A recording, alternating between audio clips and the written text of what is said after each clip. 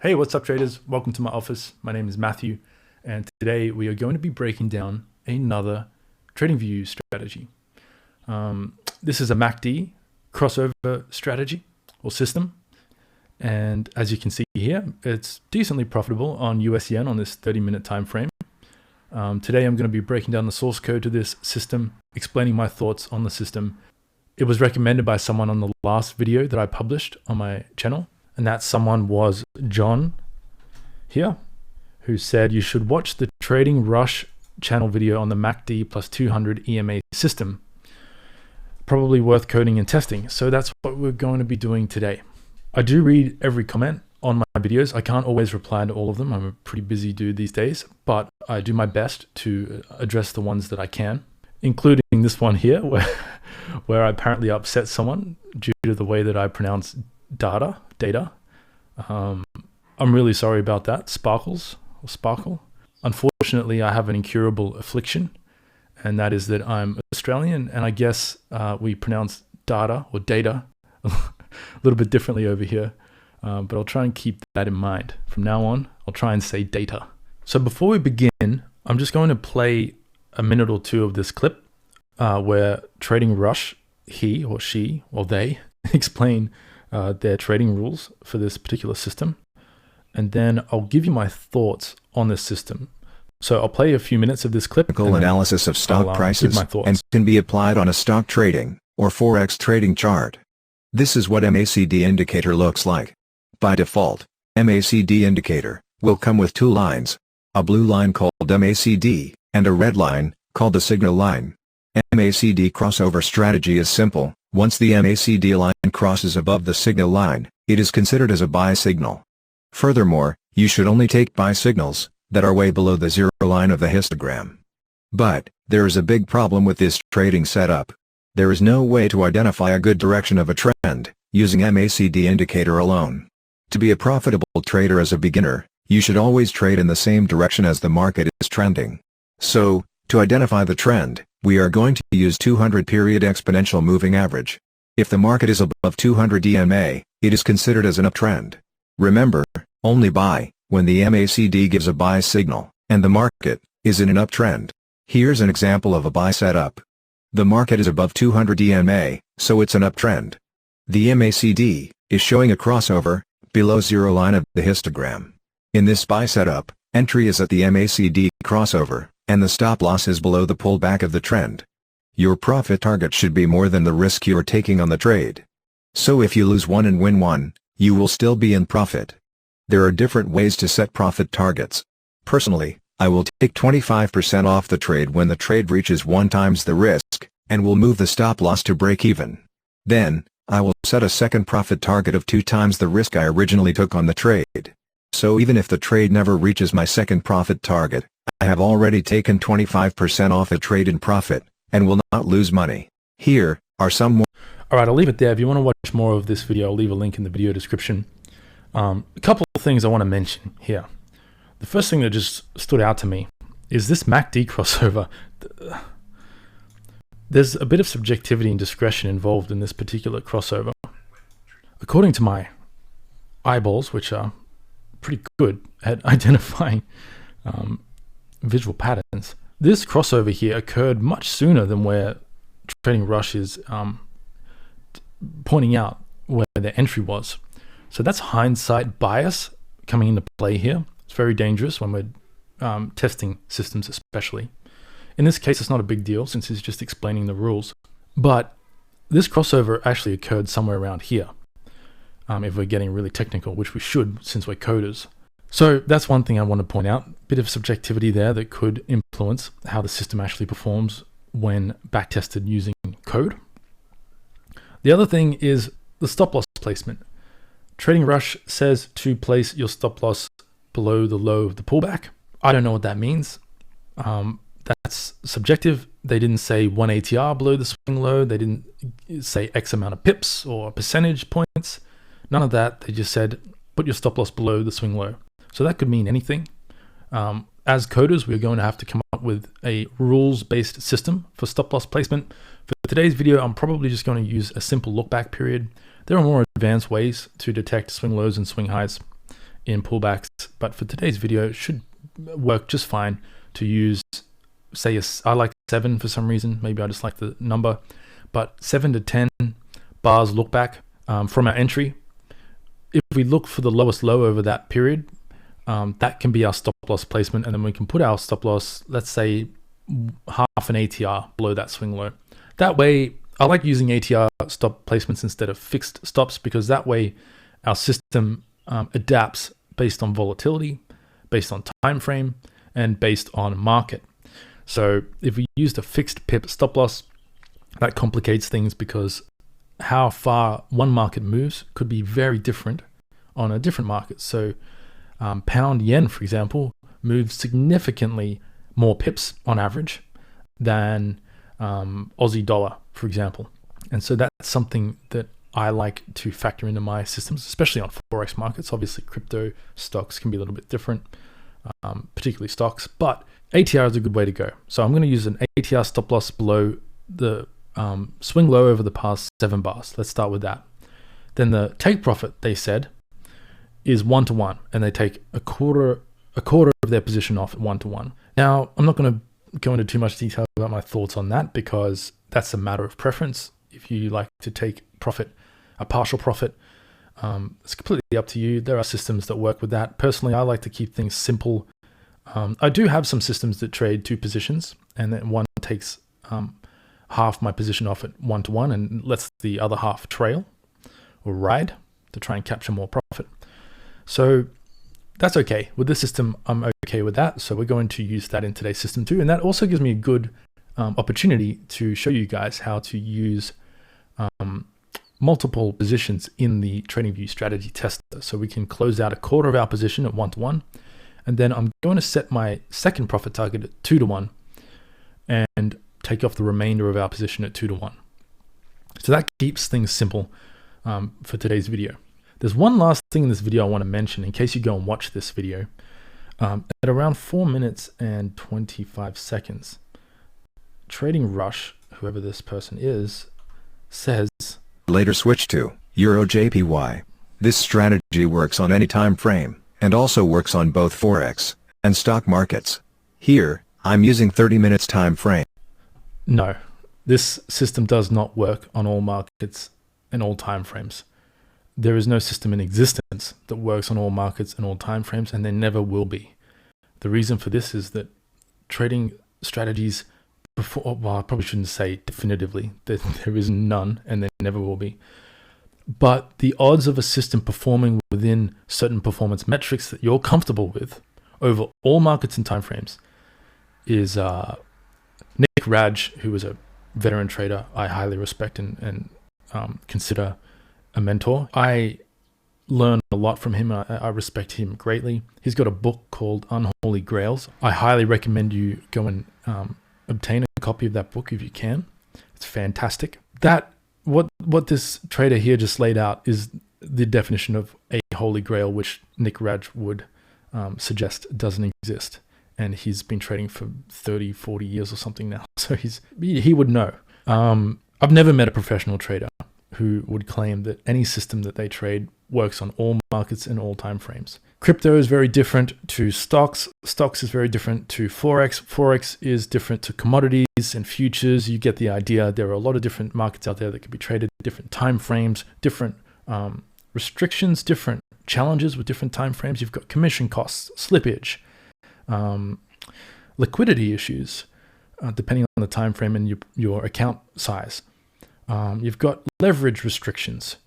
There's so many different things that can influence a system's profitability across different markets and timeframes. That to say or to claim that a system works on all markets and all timeframes is, as far as I'm concerned, lying at best and downright catastrophically dangerous at worst. Because if you believe that and you go out and try and trade a system on different markets and timeframes that you haven't tested to prove whether or not it actually works, you're going to lose money, maybe all of your money, which is obviously not ideal.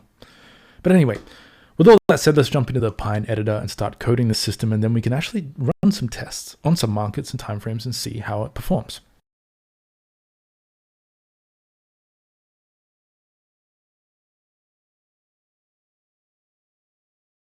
All right, so as you can see, I've already written out the source code to this script that we'll be using today in today's example. A link to that source code will be in the video description if you want to follow along. But I'll write out the code again with you guys and explain each line of code as we go. Before I begin, I want to make it clear that this is not trading advice. This is not investment advice. I'm not encouraging you to trade this system, whether or not it's profitable. I don't care. This is not a system should be blindly traded. I'll put a disclaimer up here that you definitely should read and take very seriously. Trading is not a game. It's game-like. The points are money, and you want to make as many points as you can. But it's very serious, and there are very serious risks in trading. And I don't want you guys to take those risks lightly. Don't take anything I say as fact. Make sure to go out, do your own research. I can be wrong about some of this stuff, especially on YouTube. I do my best to vet the content I put on YouTube. I do as much testing as I can, but my time is limited. I don't stringently test every system I teach on YouTube or show on YouTube, because these systems are meant to be examples, not necessarily an end product. I'm not giving you systems to go out and trade. I'm giving you ideas to play around with and demonstrating concepts in PineScript. So let me be very clear about that. If you do want to trade this system, take the time to backtest it yourself properly over hundreds, preferably thousands of trades. Go through that process to make sure that the system performs within metrics that you are comfortable with. All right, so before we start, it's probably a good idea to put in the source code here some comments explaining the rules of the system. I'm going to be using these rules. Let me check my notes to make sure I don't miss anything. So my version of this MACD strategy is going to be, first of all, we are using the MACD indicator with default values according to TradingView. We are also going to be using the ATR indicator. I believe I just use a 14-period ATR. I think that's it for indicators. The first rule of this strategy is that price must be trading above or below the 200 EMA. I should probably add EMA 200 to our indicators then. The second rule is that this is one that I came up with while I was building out the system. I found that it significantly increased the profitability of the system because it removed a lot of noise from the system. And this filter is that only one bar can close above, can't spell today, above or below the 200 EMA over the past 5 bars. My goodness, I have fat fingers today. I'll explain that rule in more detail when we get into, when we have more code written and we can see some visual examples on the chart. The third rule is we take the first MACD cross and ignore subsequent signals until our take profit or stop loss is hit. Now, the fourth rule for this system is that our stop loss is going to be 0.5 ATRs, so half an ATR, above or below the recent swing high low over 7 bars. The fifth rule is that our first take profit is at 1-to-1. We're going to take off 25% of our position. The sixth and final rule is that our second take profit is at 2-to-1, where we take off the remainder of our position. That's it. Let's get coding. So I have some code already written out here. Some of this is copy and pasted from the previous video. All I've done here is set overlay to true so that we're drawing over price action. I've set calculate on order fills to true.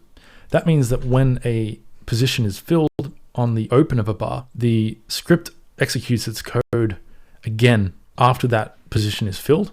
What that ensures is that if our first take profit is hit on our entry bar, so we enter long, let's pretend, this probably wouldn't be a signal, but let's pretend we entered long at this open and our stop loss, for argument's sake, was down here, so it didn't get hit. And price came up and hit our first take profit on this bar. If we don't set calculate on order fills to true, then the strategy tester will not exit our position on our entry bar. So we need to set that to true for this particular system. Not all systems need this on, but for this system, I want that on. The next thing I'm going to do is use the bar magnifier. This is optional, but I definitely highly encourage that you use it. If you haven't seen my previous videos explaining what this does, make sure to go and check them out. I'll leave links in the video description if I remember. Next up, I set my initial capital to 100,000. I'm actually going to drop that to 10,000 because for Forex trading, that's probably more appropriate. For stock trading, typically 100,000 is a sort of benchmark figure. For stock trade, for Forex trading, I'd stick to 10K when I'm developing a system to see if it's profitable. Default quantity type is going to be percentage of equity. Default quantity value is going to be 100% of our balance invested on each trade. This is for the stock market primarily, and maybe crypto. For Forex, we're going to be using leverage, and I'll use a different position size calculation technique, which we'll get to when we get to that part of the script. And our commission type is going to be commission.cash per contract. Again, you need to set this up to however your broker handles commission costs. If you go to the properties tab of your system, your script interface, come down to commissions. It's a good idea to fill this out as accurately as you possibly can, which is difficult on TradingView because I don't know about you, but I don't trade in Japanese yen. I typically use US dollars or Aussie dollars. I don't know why its commission is set to yen per contract, but probably because we're on US yen. But in any case, you should set commission up to appropriately track your broker's commission table. That will give you a more accurate reading on the system's performance. So those are our default strategy parameters for this system. The next thing we need, or the next thing I like to do in my scripts, is get my user input. So for today's lesson, I'm just going to copy and paste all of this to save time. So there's a lot of user inputs for this system. Half of them are MACD inputs, and these are just the default MACD parameters. I haven't changed them from the default MACD.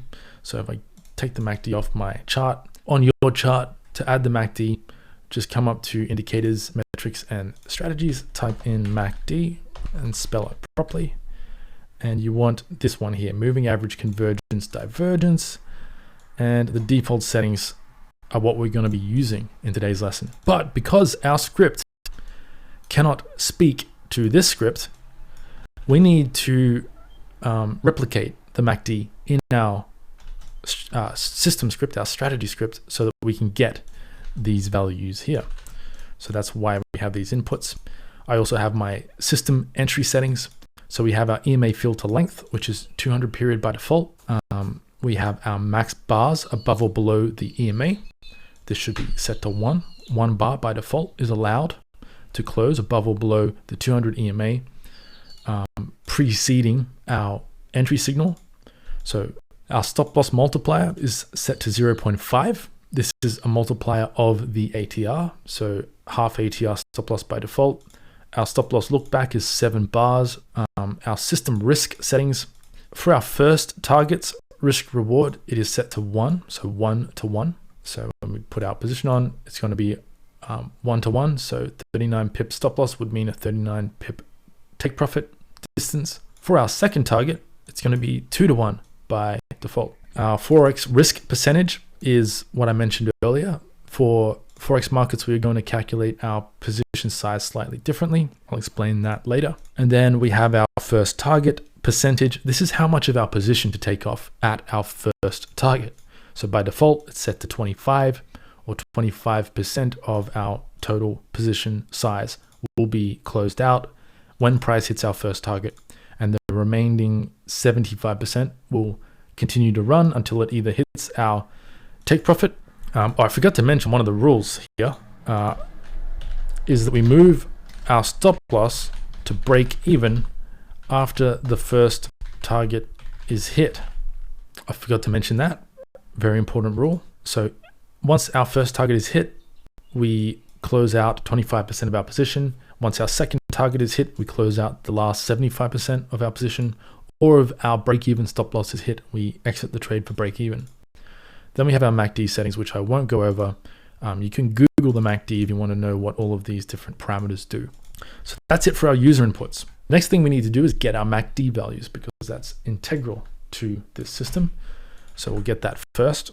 To do that, we can use the TA namespace or library, the technical analysis library. So ta.macd will give us the MACD parameters, and we're using what is referred to as a tuple here. The tuple gets 3 different parameters simultaneously from a single function call.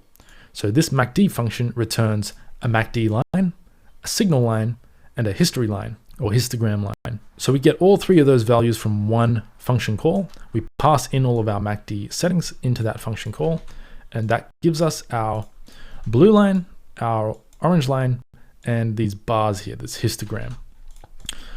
So once we have that information, we can then detect crosses of these lines, and we can check whether those crosses occur above or below the 0 mark of our histogram. That is a terrible line I just drew, but you get the idea. Hopefully I'm doing a good job of explaining what I'm doing here. The next thing I do is get some more indicator values. So we just get the EMA based on the closing price, based on our EMA filter, which is 200 bar look back by default. Then I also get our ATR with a 14 period look back by default. Next up, we need to check for the MACD crosses. So cross up, we'll check if ta.crossover for our signal line and MACD line is true. So our signal line is our blue line. So this right here would be a valid long signal. We're below the 0 point on the MACD, and our signal line crossed over the MACD line, and cross down is the opposite direction. So this here would be a valid short trade because our signal line crossed down over our MACD line while it was above the 0 point on our histogram. Next up, we have a few more general filters. So I like to do this in my trading strategy scripts. I like to check that the EMA and the ATR are not NA. So the only time these indicator values will be NA or not a number is on the very first few bars on our chart. So for example, the EMA is the easiest one to demonstrate. The 200 EMA obviously requires 200 historical bars before it can start plotting onto our chart, before it can calculate its value. So on all of these bars here, before the 200th bar, the 200 EMA value will be NA. And so if we're detecting signals while the EMA is NA, that's going to be a problem because we don't have an EMA to reference. It's going to be especially a big problem if we take a long signal or a short signal and the ATR, which is a 14 based ATR. So we need to wait 14 bars before the ATR will calculate its value. If we were to take a long or short trade on any of these bars before that 14th bar, our stop loss and our take profit are going to be NA as well, because if you do any mathematical calculation on a value that's NA, the resulting value is NA. And if you have a NA stop loss or an NA take profit, your trade will never close. So that is going to be a problem in our strategy tester. So I like to make sure that all of my indicator values are not NA. And this is a good practice to employ on any script you code that uses an indicator value. The next trading conditions we need to check is our trend conditions. So is the closing price above or below the EMA? That gives us our up or down trend filter.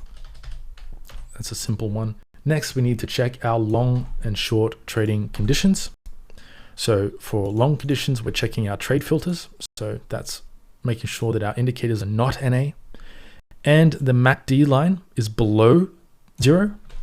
So let me bring that up a bit. So the MACD line, remember, is our blue line. So it needs to be below 0.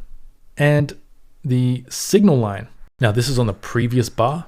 So on every bar that we run our script on, it's checking to make sure that the MACD line on the previous bar was below 0 and the signal line was also below 0. So our red or orange and our blue lines must both be below 0 in order for our long and short conditions to be met, and also our indicator values cannot be NA. Next up, we need to confirm our long and short signals. Now you could combine all of these parameters into one Boolean condition. I'm splitting them up like this just to make the script a bit easier to read, especially since I've blown up my screen size here, my resolution. If I were to combine all of these onto one line, it would go off my screen. So that's why I'm separating them like this. You don't need to do it like this, but it does make the code a lot easier to read. So next up, we need to confirm our long and short setups.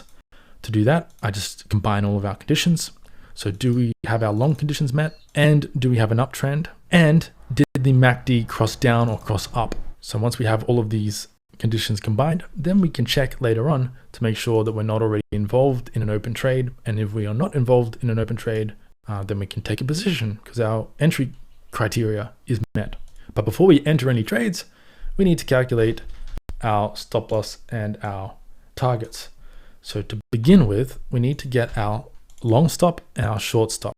Now remember, I said that for my version, my variation of this MACD script, I'm going to be placing my stop loss half an ATR above or below the recent swing high or low, and the recent swing high or low is defined over a 7-bar look back.